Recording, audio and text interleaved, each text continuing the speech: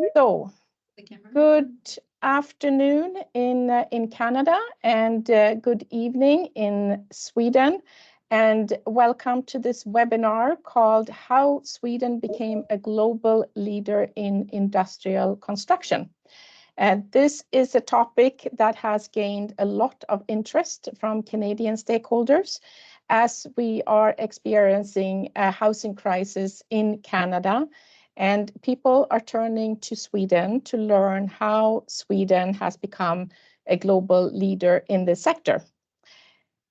My name is Christina Kieran, and I am the country manager at Business Sweden in Canada. Together with my colleague, Samira Nigiri, we will guide you through today's webinar. And here is the agenda for today. We will do some introductions and we will do a recap on last week's webinar where we were talking about Canada's housing crisis and what is needed to solve that. And then we will hear a success story from Sweden and we will also have a Q&A session. So altogether, a 60-minute webinar, 30 minutes devoted to presentations, and hopefully 25 minutes to Q&A. So we're looking forward to an interactive session here with everyone participating. Business Sweden or the Swedish Trade and Invest Council, we are a trade promotion agency partially owned by the Swedish government. And we are here to support Swedish companies abroad to help them grow their global sales, but also to support foreign companies to invest in Sweden. In Canada, we have an office in Toronto. I have my colleague Samira Nigiri with me today, and together we have worked on this initiative to connect Sweden and Canada in the industrial construction industry. We started this initiative earlier this year, and it is several activities. We started last week with a webinar on the housing crisis in Canada and the need for off-site construction. And we had a really good 1-hour webinar with presentation as well as Q&A. Today, we are focusing on Sweden and how Sweden has become a global leader in off-site construction. And we have two speakers with us today, Dr. Jerker Lessing from Linköping University as well as Stanford University. He's got a long experience in industrial construction and off-site, both from academia and industry. And we have Susanne Rudenstam from the Swedish Wood Building Council. And the two of them will present the Swedish success story. But before we get into their presentation, I would like to do just a very short recap of last week's webinar. Canada's housing crisis has driven interest in building the local off-site industry, and Swedish companies have the expertise to accelerate this growth. If we start with the challenges, we see that rising demand for housing is driven by population growth and housing affordability. And we also, that is coupled with the lack of construction productivity and labor shortages and increased costs. So Canada really needs to change the way construction is done today to address this housing crisis in terms of affordability, efficiency, sustainability, and safety. And part of the solution to this is off-site construction, meaning that building buildings, panels in a offsite plant, and then brought to the construction site. Offsite construction is also offering a standardization, integration, and automation.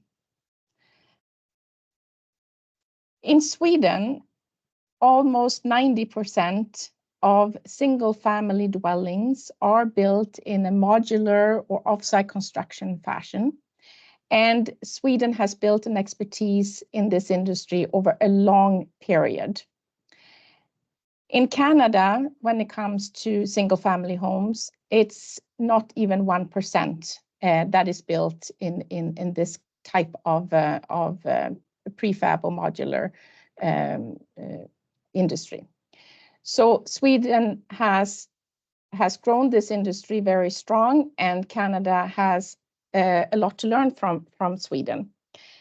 We see that Canada is now very eager to change the way we are building in Canada, and is looking at a lot of initiatives to grow this industry. And we see that there is an opportunity here for Swedish companies, for Swedish experts to help Canada build this industry. So that was a little bit of a recap of last week's webinar that is actually also available on YouTube. So for those who did not watch it, you can watch it later on, and we can send you the link to it.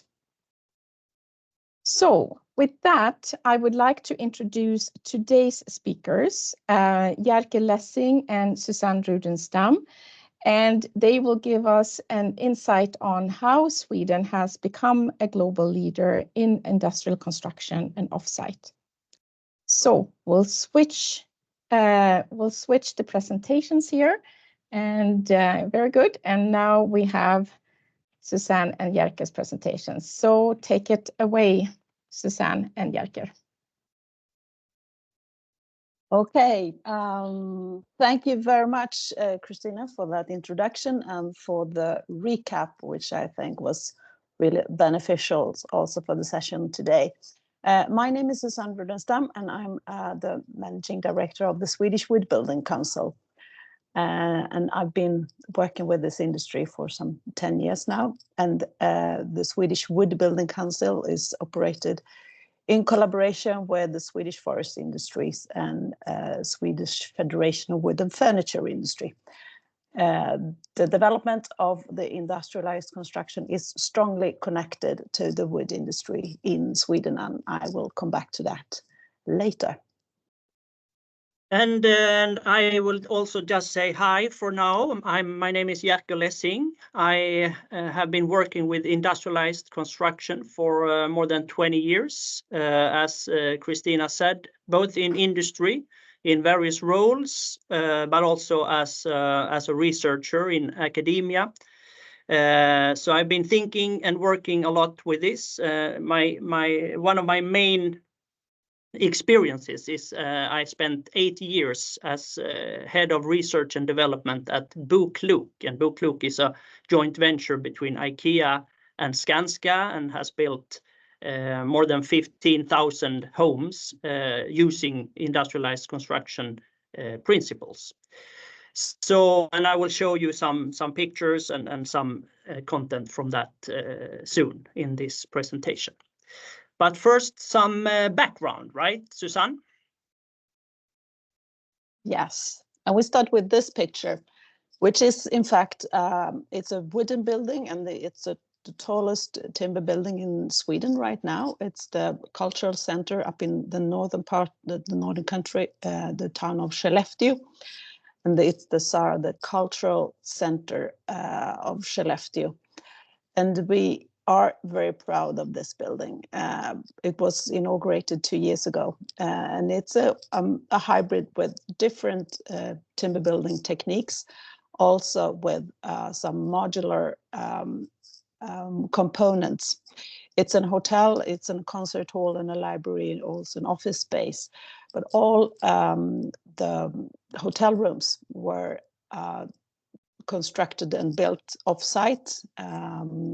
Actually, as much as 90% was built off-site, with bathroom pods and all insulation windows, etc., was mounted in the factory. And change. So industrialized construction in Sweden has been going on for a long time. As Christina mentioned, Sweden is one of the leading nations globally, and we have a long history of industrialization. We have a really strong development during the last years, and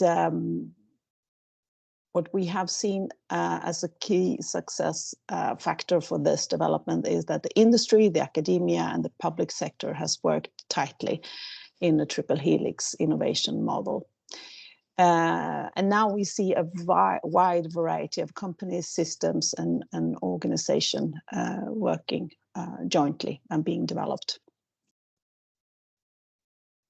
The history started already back in the early 1830s, where the Swedish king, called the 14th Johan, had his architect Fredrik Blom to produce movable and prefabricated houses. Those houses was actually exported at the time. They were sold to France and to Poland and even to Russia. And after that, the single-family homes industry was established in the 1920s. And as I mentioned from start, the industry had a close relation with the timber industry and the sawmill industry, because wood actually was our primary building material. But companies decided to produce off-site and develop prefabrication of wall panels, etc. And actually several companies from that time are still active today. And even though we were not affected by the war, or we were not in the war, we were obviously affected by the war. So a post-war development started in the 1950s. We had a shortage of homes with a strong urbanization as well, which led to that 1965 or 80% of all the single-family houses was built in factories. Around 60 factories were active at the time. But still, we needed to build more. So the government launched a Million Homes program in the midst of the 60s. And it led to really strong development of methods, machines, and off-site production and development of building element and building systems. So building systems based on prefabricated concrete elements were developed by the construction companies. And concrete were at the time the leading and perhaps the modern material, perceived as the modern material at the time. And the development was driven to quite a high reason by governmental subsidies and loans to both companies and home buyers.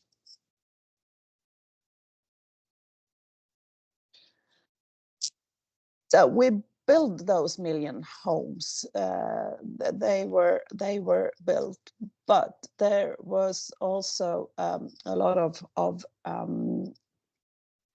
challenges that was brought to light in the construction sector, such as high prices and poor productivity.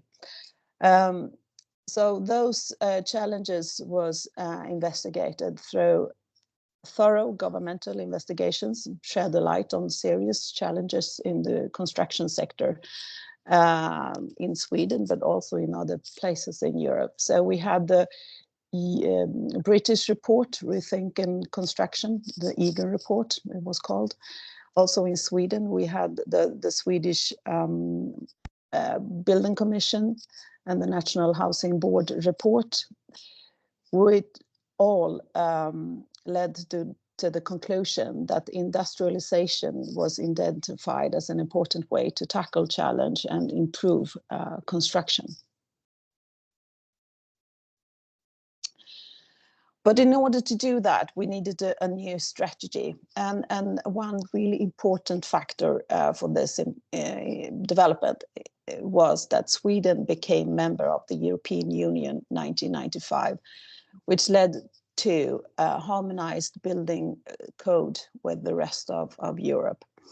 And we got function-based building code. Up until then, it was actually prohibited to build taller buildings in wood than taller buildings than 2 stories. So with the new code, this ban was taken away, and we could start to develop the new modern timber building industry based on industrial methods. So in order to do that, we formed a national strategy. In brief, it consisted by the following: research programs in order to tackle critical issues on fire, statics, acoustics, and also building process. Strong development clusters, regional development clusters was fostered, where we had participation both from companies and academia, but also society and the public housing companies. We also had some initial political recognition and support in order to compensate the fact that wood had been banned, and to achieve a more fair or even situation of competition between different building materials. So increasing competition was really one of the original motives to drive this development. We also formed the National Wood Building Network of communities and counties to encourage knowledge sharing and exchange of experience. Of course, we also continue to work on European level on the program Building with Wood. And also standardization work on European level was hugely important to create a bigger common market. And at the same time, also the development within the companies, within the industry, housing manufacturers were developing their products and their production. Yes, thanks, Susanne. And I'm thinking I'm giving you a little more in-depth look into what was starting to happen then in the early 2000s. As Susanne said, there was a strong trend in industry and academia collaboration, and there was also, this was as a response to the criticism that was brought forward in all these reports, that the construction industry really needed to take development steps to tackle the challenges. So basically all major construction companies in the early 2000s or mid 2000s launched different variants of industrialization programs. And the large construction companies are Skanska, NCC, Peab, JM, Veidekke, and so on. And all these companies tried different types of industrialization initiatives. Many of them built expensive and large factories. Some of them worked out, some of them did not. The whole point here was to try to use the experience from the single-family homes industry with 100 years of legacy and experience, but also from the Million Homes program with both the good experience and the bad experience, to use that as a stepping stone to come forward. So that was sort of the big, large, established construction companies that were doing that. But we also saw small and medium-sized companies that were active in this development. And many of these were and still are wood-based or focused on using wood as the material. And as Susanne said, that is a close link between sort of the material using wood and being industrialized. And a series of industry and academia research projects or innovation projects were launched and played a very important role actually in this development. One of these programs was called Lean Wood Engineering, where lean should be understood as lean production, meaning efficient or industrial production. Wood is wood and engineering is engineering. So that was a 6-year R&D or innovation program funded by Vinnova, which is a governmental innovation funding institute in Sweden. 3 universities and several, I think more than 10 different companies were involved in this, and the funding was split by these 3 parts.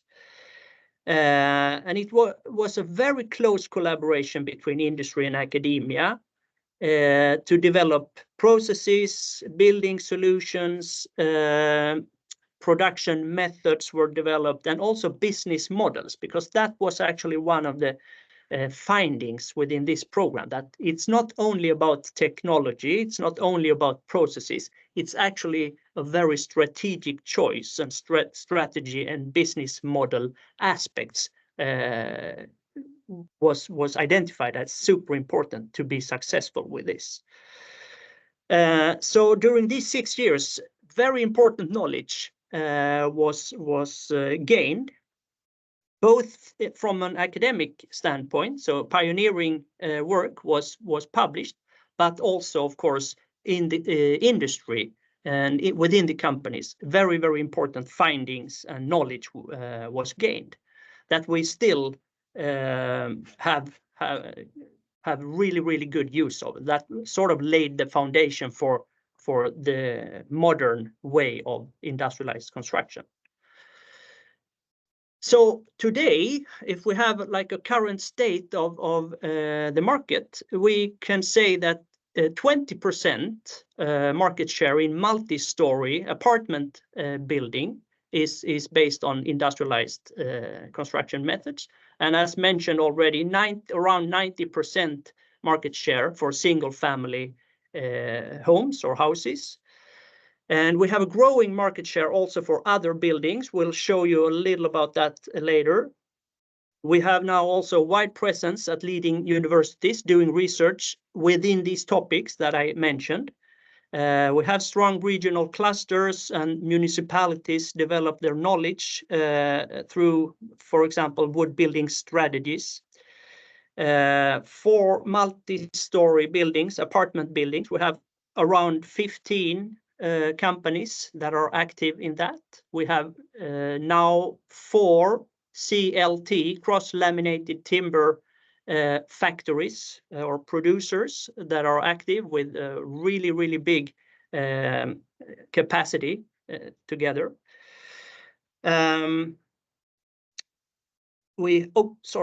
No, something happened with my slide. We have around 15 to 30 single-family house companies that dominate the market, and these range from very, very standardized to very unique, but they are all based on factory production and with a product platform or a building system as the basis for their design. We have seen the last 10, 15 years big investments in new production facilities, both in module factories, but also, as I mentioned, the CLT factories. We'll have a closer look at that very soon. We have both developers and large contractors that are getting involved and taking part in this development. And we also see a really nice and interesting trend where the architecture and design is shown also, that this is wood-based structures. These are wooden buildings, and sort of a new trend in the architecture is shown there as well, which is super interesting. And not least, we have a strong political push and or backup for this development, which is of course very important. Let's see. So some of the leading companies, as I mentioned, are here. I don't think we should go through them all, but some of the main companies are Lindbäcks Bygg, Derome, BoKlok, Moelven Byggmodul, Götenehus, K2A, OBOS, Eksjöhus, and so on. So we have a wide variety from large companies producing thousands of homes every year to smaller companies like startups that are in their start phase of interesting journeys, of course. And that's a really nice ecosystem for our industry, of course. So what we have tried to summarize this is that we see 3 tracks in this industry development, because it doesn't look the same for all these companies. So we have 3 tracks, and one is that we call complete concept offers for housing. It's offered by vertically integrated companies that have a complete housing concept that they are offering the market. Very specialized companies with niche offerings. Then we have more project-oriented concepts. They are used based on building systems and prefabricated elements, but on a lower prefabrication level. But on the other hand, possible to build more unique or flexible projects. And then we have the single-family homes industry, which is almost as a product offering part of the industry.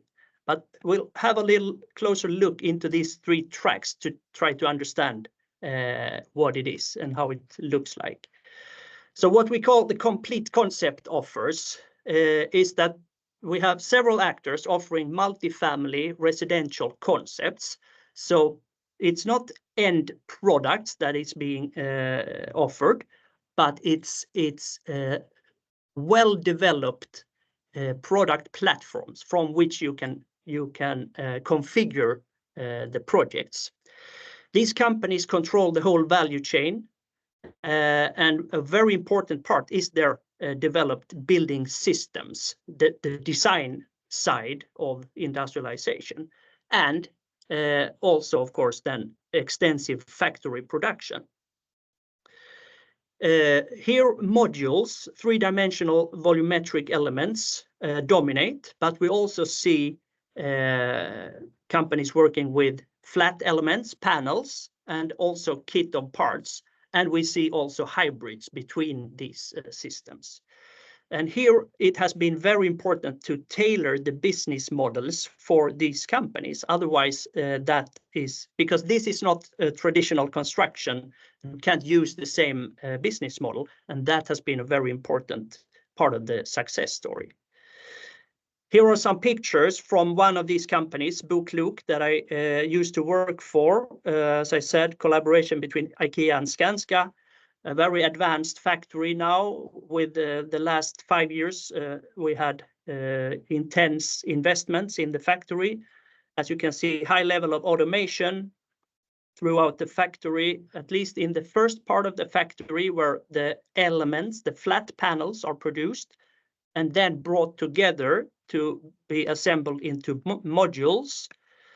And these modules continue throughout the factory and are completed with bathroom, kitchen, windows, doors, all different installations, electrical, plumbing, and so on are finalized in the modules. And this is really advanced factory production. And on the site, half apartments are coming in these volumetric elements, assembled really quickly. A building or the modules for a building are assembled in 4 to 5 days. So it's very, very, very quick. And then a couple of more months remain, of course, to complete the building.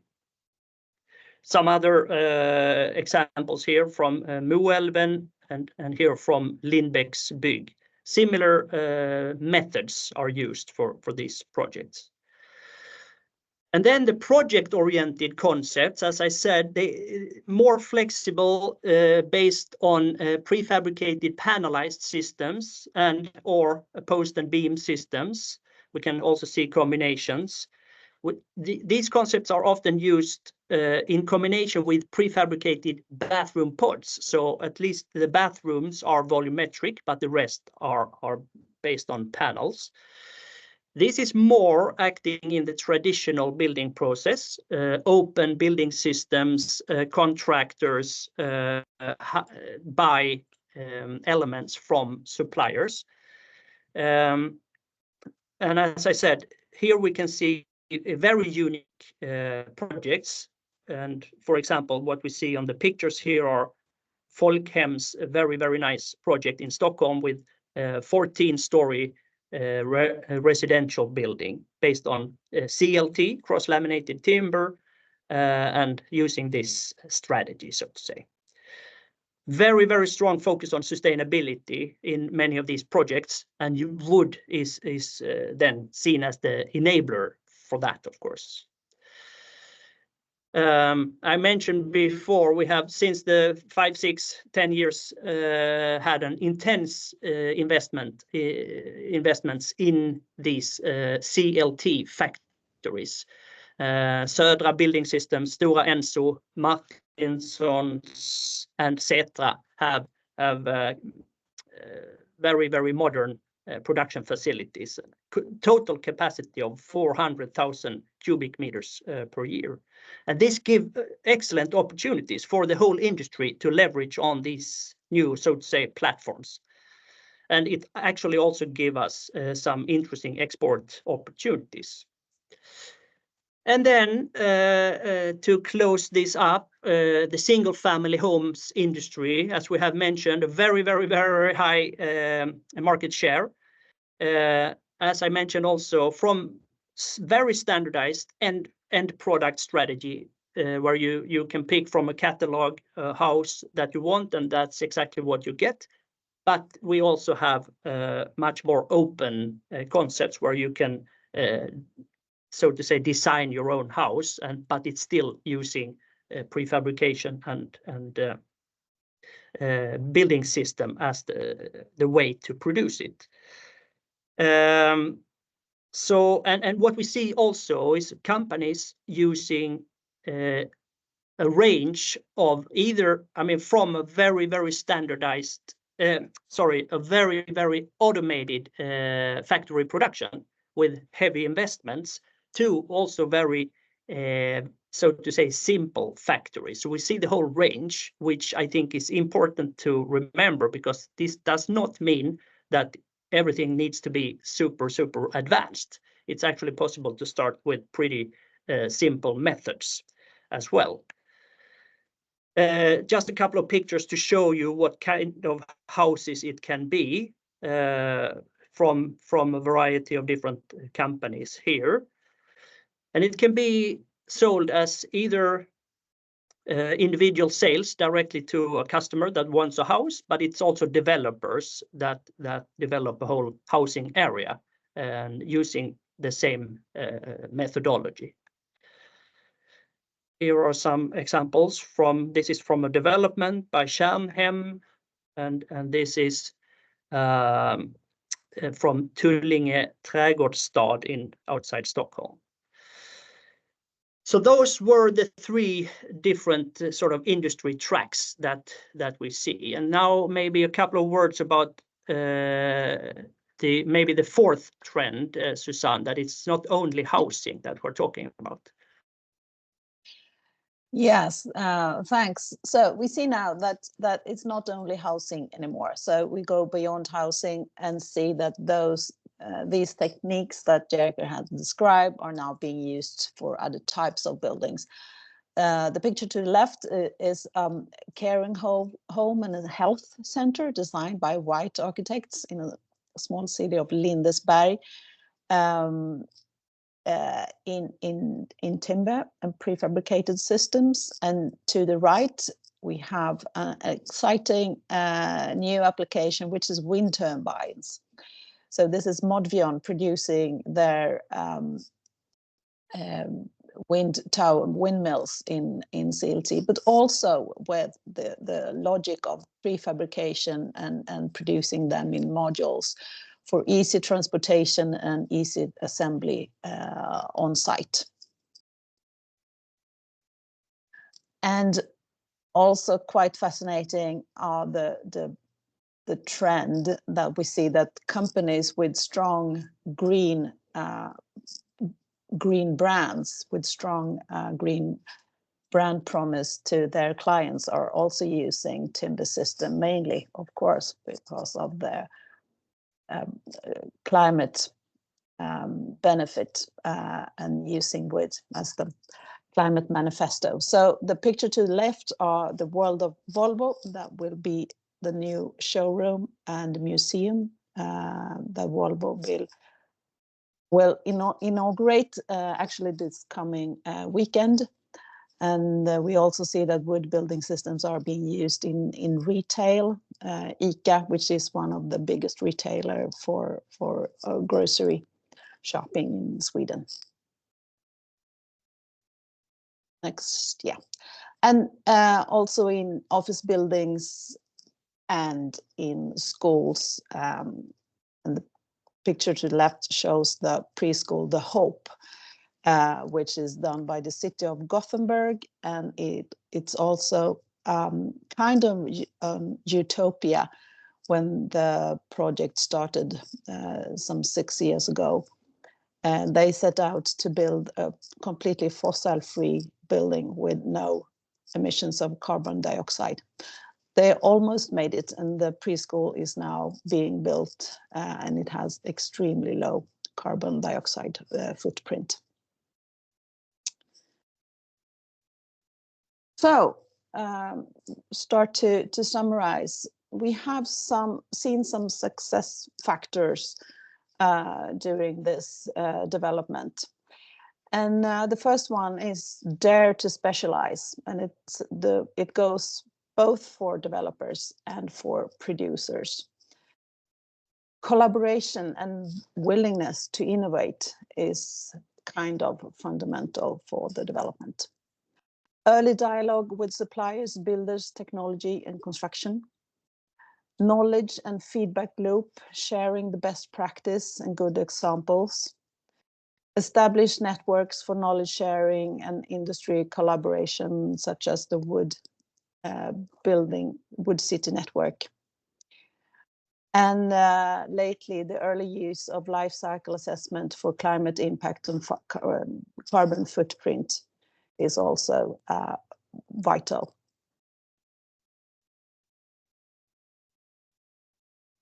But there are still some barriers that remain that we need to tackle. Codes and standards, for instance, in Sweden, many of the municipalities have their own set of rules, which is actually hindering the development for industrialized construction. We need to develop a supporting legal framework for industrialized building, the development of both business models, as Jerker mentioned before, but also make sure that we have the legal framework to support those new business models. And then it's very much about knowledge, experience, habits. We have knowledge, we have experience, and we also need to make sure that we share that knowledge and that experience. And that's the way of making new habits happen. So developing a new ecosystem with the industrialized behavior is what we now need to focus on.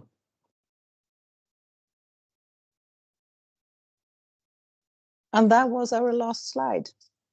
Thank you. Yeah. So thanks a lot. Thanks a lot. Thank you so much, Susanne and Jerker. I think that gave a really good background to Sweden's success.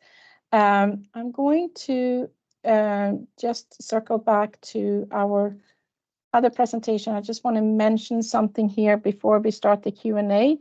The Q&A, by the way, you can either put your question in the chat or you can raise your hand, and I will try to take as many questions as possible from the audience.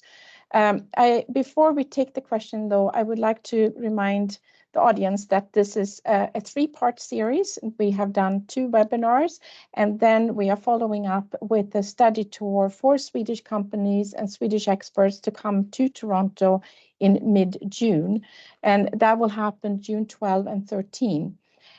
So I encourage Swedish companies to take part in this delegation, and also I encourage the Canadian stakeholders to be part of that 2-part or 2-day study tour, so we can see more collaboration and deeper dialogues around this topic. And I also want to say thank you to our sponsors for these events. We have ABB Robotics here in Canada, IKEA Canada, Embassy of Sweden, and Cribe that has supported these events.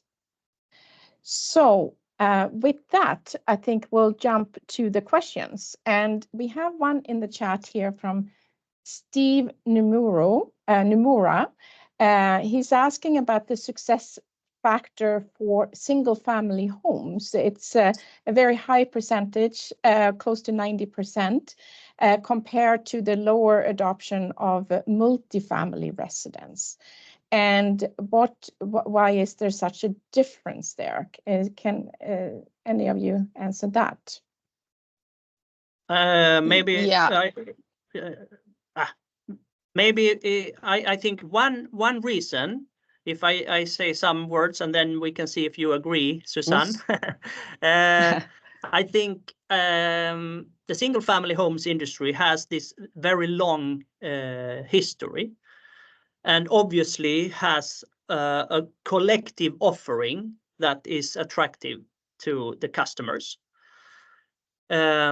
And then there has been these different attempts to industrialize also the apartment buildings and so on, with one of the big attempts in the 1960s it was successful in the sense that they reached the numbers, but actually the customer satisfaction with this was not very good. Then it came back in the early 2000s or mid 1990s with a new twist and with a much stronger focus on the customer focus and market understanding. Much smaller projects, completely different setup of this. So you could say that the contemporary development or the contemporary version of industrialized construction for apartment buildings started 20 years ago, while what we see in the single family homes industry started 100 years ago. So I think that is a reason why we see a difference in percentage. And the last thing is also maybe that the apartment buildings are, of course, much more complex projects to take on, and that's why it has been lagging behind. That's some thoughts around this, at least. Very good. Yeah. Susanne, did you agree with that? I agree with that. Good. That was a good explanation. We have another question from the audience, Christian Bücker. Would you like to ask your question? Yes, thanks a lot also for the interesting presentation. So what I'm interested in is you elaborated in the beginning about small and medium-sized companies also participating in the development regarding wood. What role do those small companies with, let's say, 20 or less employees play today in your construction and industrialized construction ecosystem? I would say that these small and medium-sized companies are actually at the forefront of the development. I would say that these companies, maybe not the 10, 15 people companies, but maybe the 100 to 200 people companies, or 100 and up, they are definitely leading this development. And it's because one of the success factors that they have dared to specialize. That is much tougher for a large construction company with like 12,000 or 50,000 employees. Then it's much tougher to specialize. So that's one reason. But what do you think, Susanne? Other aspects of this? Yes, and I think that's an answer. And then, of course, the development that we start to see is the kind of an ecosystem where also the small, that looks very much or more like the automotive industry, where you have different range of suppliers, supply products and components and also services into this system. So I think having an environment where we have a lot of also small companies and startups is hugely important to have a vital development of the industry. Very good. Perfect. Thanks a lot. We have a question in the chat from Justin. He says, do you see smaller regional volumetric factories or larger centralized factories being more successful?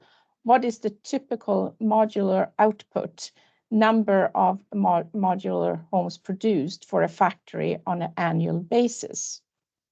I don't know if you have all those facts, but is it smaller or larger factories that are more successful?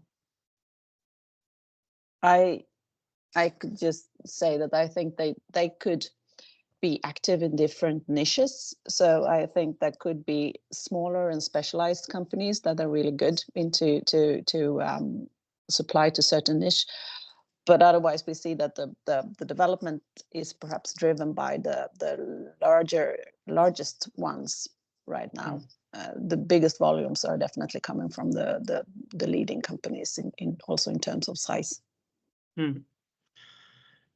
Typically, but I think it's what you say also, Susanne. I think it's there's not one recipe to this. There are different ways to tackle this, and it can range from big investments, very advanced factories, to much more simple, so to say, or low tech factories. Especially for when we are talking about panels, then the range can be pretty wide, actually, from small low tech factory can be very efficient, but of course it can range up to a large facility with a lot of automated machinery, which has its advantages, but I mean, both recipes have their pros and cons, of course. So I would say it depends on the case. If you are a company with a lot of volume, a lot of projects to build, well, then a big and more advanced factory can be good. But if you're a startup, if you're small, well, then maybe it's better to start small and then invest and develop as you grow. So that's maybe what we have seen the last 25 years. We have a question from Cam Fraser. He said, considering single family homes, were there any marketing campaigns focused either on builders or end users to push them to consider this type of offsite construction when they decided to build and buy? We had actually a question on that last week in the webinar on the demand from the public. How did you get the buy-in from the public? And both your answers were there is no demand from the public because it is the template. It is the way to go. No one is considering anything but offsite construction or modular. So it's quite a contrast from Canada. But I think that's and that is pretty important actually, because the customers, they are actually not very interested in the production method of the building. I think if you buy a car, you don't really ask the salesperson, oh, and what kind of robots did you use to produce this car? I think that's very seldom the case. And actually, it's the same, I think, in the single-family homes industry, where customers, they're interested in a nice, high-quality house to the right cost. And then they buy that, and they expect the company behind it to do that in a good way, in a most efficient way. So I think it's not a very interesting thing for the end customer, actually. Yeah.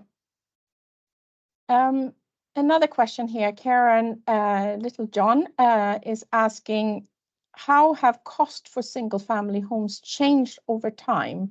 That is, has modular made home construction more affordable?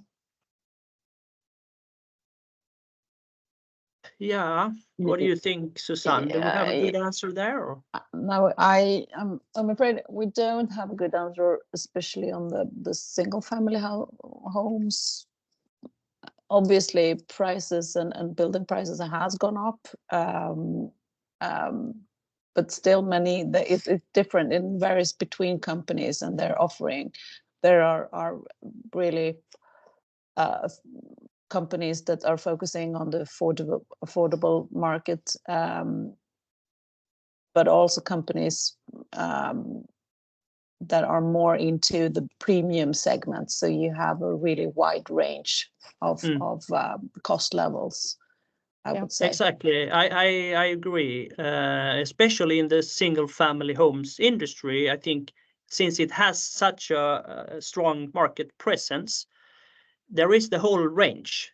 Just as in any other industry, there are low price products, and there are premium products, and there is everything in between.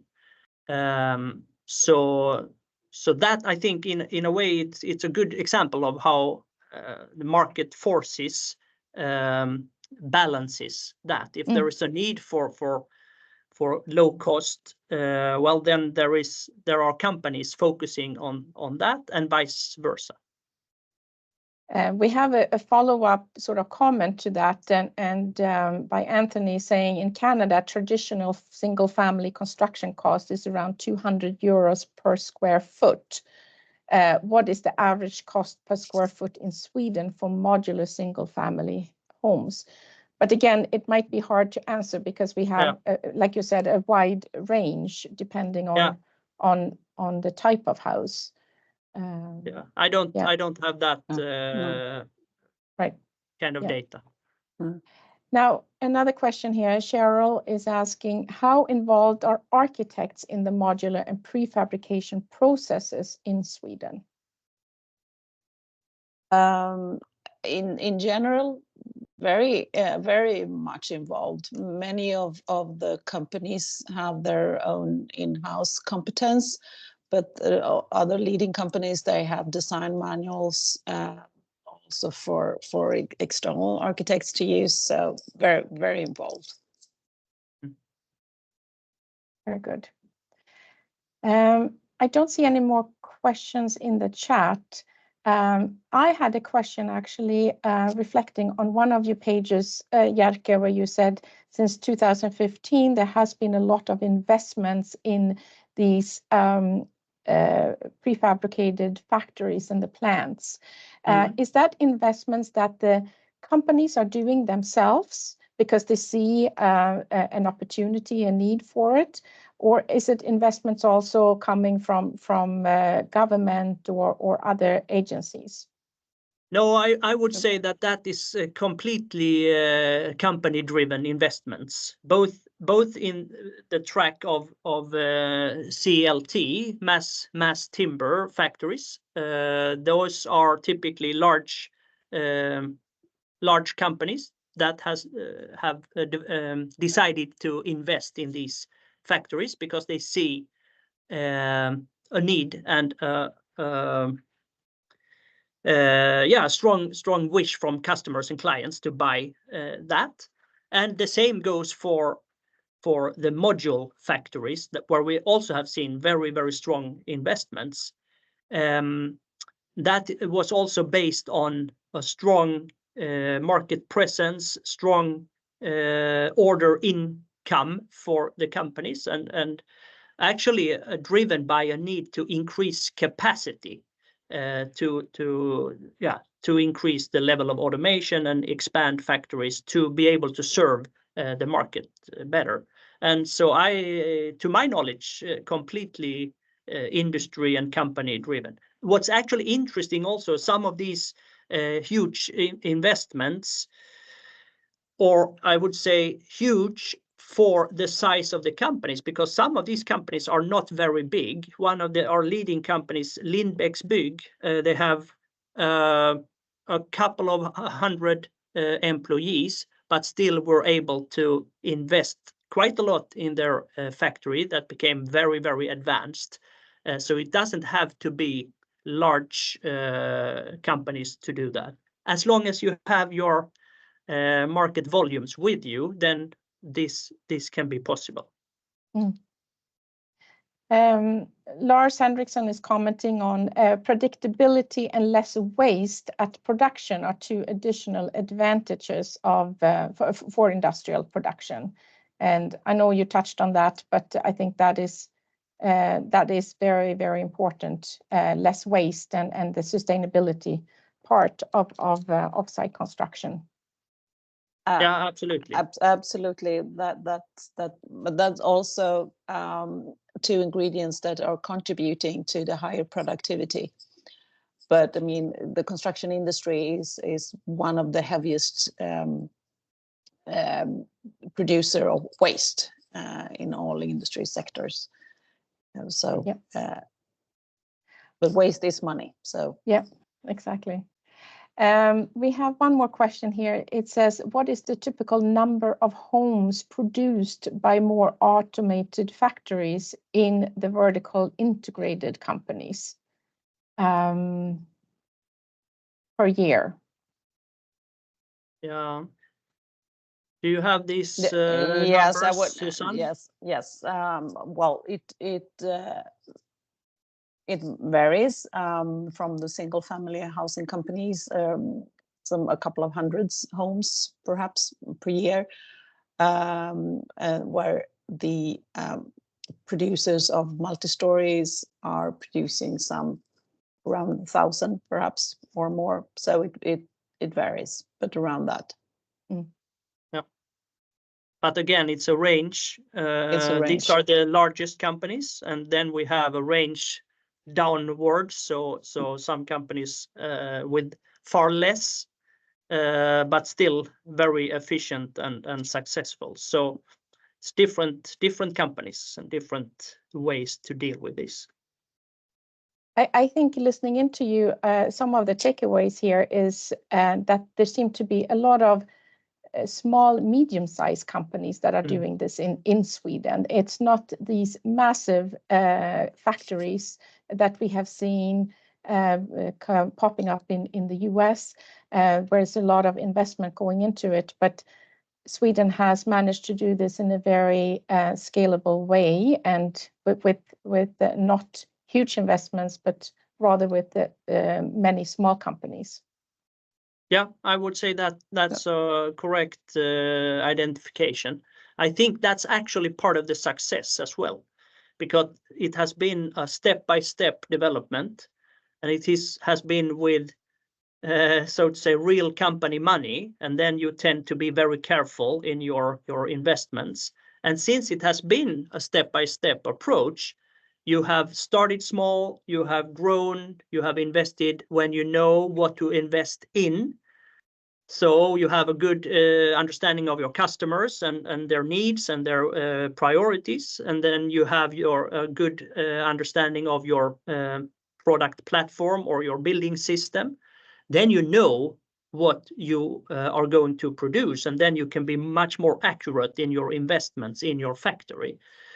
So this step-by-step approach, I think, has been a very important part of the success in Sweden. Instead of trying to do a quick fix, pouring a lot of money over something and hoping that it will be successful within a very short period, that is a risky way of dealing with this. It's of course attractive, because then you would get a quick success and a quick return, but it is quite complex. So in Sweden it has taken some time, but that has also been a sort of a safe way to do it.